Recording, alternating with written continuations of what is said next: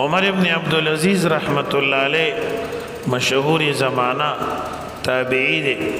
د الله نه دومره یریدو چې کله د خلیفہ شو نو هغې نه رستو د الله د یری د وجې نه د خپلې بیبي ته نشو نږدې کېدی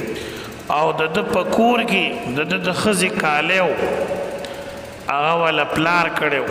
د دې بیبي ته وفرمیل چې یا به ما اخلي یا به دا کالی اخلي ځکه ستا پلار حاکم و بادشاه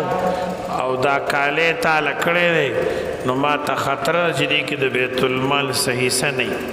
هغې وي زه په کالي څه کوم زه تالم ټول کالی راواغشتو بیت المال کې جمع کو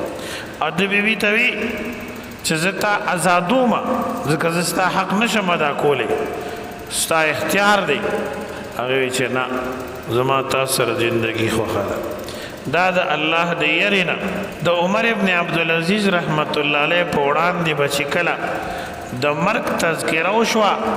داسې به وخوځېدو لکه مارغه چې ځان څنډي د الله د یری نه به داسې وخوځېدلو او وبې ژړل تر دې چې د هغه اوښکې به د هغه په ږیره باندې راتوې شوې یو ځل یې ژړل د شپې د تهجدو په وخت کې د کورو خلکو هم سره جړا شروع کړه کله چې د هغې اوښکې وچې شوې او د ده لور و هغې ورته ووی او کور والا ورته ووی چې تاسو ولې ژاړئ او په څه وجه مو ژړل حضرت عمر ابن عبدالعزیز رحمت الله علیه ورته وفرمیل چې دا مې رایاد شو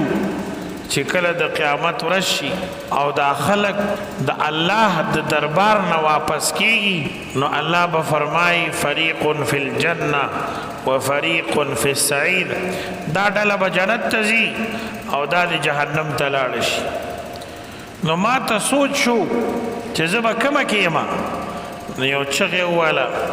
او د الله د یری نه بېهوشه شو یو بادشاه خلیفه منصور هغه زه بیت المقدس ته تلمه نو په لاره کې د یو راهب سره میلمه شومه چې هغه سره به عمر ابن عبدالعزیز رحمت الله علیه دمه کوله نو منصور وی خلیفه منصور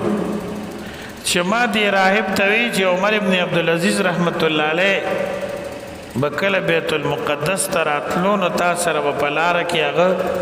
ایسارېده د هغه یو ناشنا خبره خو راته وکړه تا د هغه نه حیران کن او ناشنا څه لیدلي دي هغه وی یو شپه د عمر ابن عبدالعزیز زما په دې کوټه باندې شپه وه زه لاندې ومه او زما د دې کوټې دا چت ډېر اوار دی نو یې زه لاندې وم د دې ناوې نه څاڅکي رالړه شو باران نو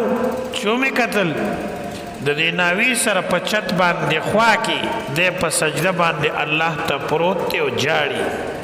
او د هغه د سترګو دا اوښکې دومره ډېرې وې چې په دې ناوه کې لاندې راوغورځېدل مونږ نه جاړو مونږ له ژړا نه راځي ولې زمونږ زړونه سخت دي مونږ جهل کې ګیر یو مونږ خپل انجام ته سوچ نشته زمونږ حساب کتاب نه دی یاد د قبر تیارې مو نه دی یادې الله ته پیشي هغه زمونږ ذهن او زړه کې راسخ طور نه ده پرته د حساب کتاب د اعمالو د اخلاق د معاملاتو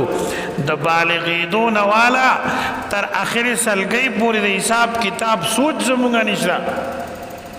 نو یره به څنګه راشي فرشتې د الله نه یریږي انبیاء علیهم السلام د الله نه یریږي اولیاء الله او صدیقین نیکان د الله نه یریږي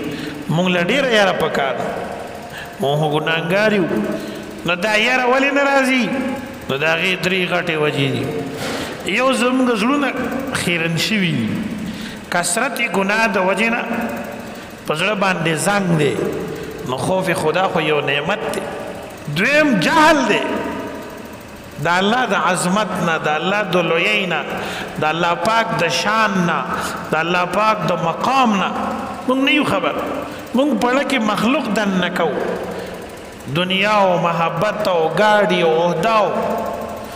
خېټه پالل او ښه جامې اغوستل دا موږ مقصد ګڼلی دي نو خوف خدا نه راځي او بله دا ده چې جهل دی او معرفت خدا نشته دی نو کله چې زړه صفا شي او د زړه تزکیه وشي نو بیا به د الله خوف راشي